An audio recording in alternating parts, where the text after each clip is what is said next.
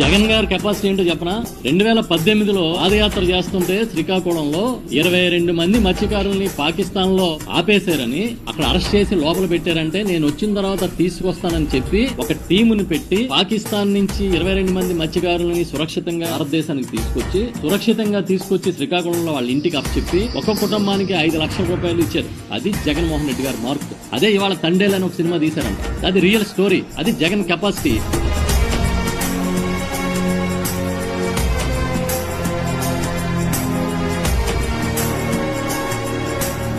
జగన్ అనే వ్యక్తి ఒక మాట చెప్తే జగన్ చేస్తాడు అని చెప్పి ఇవ్వాల్సింది అధ్యక్ష.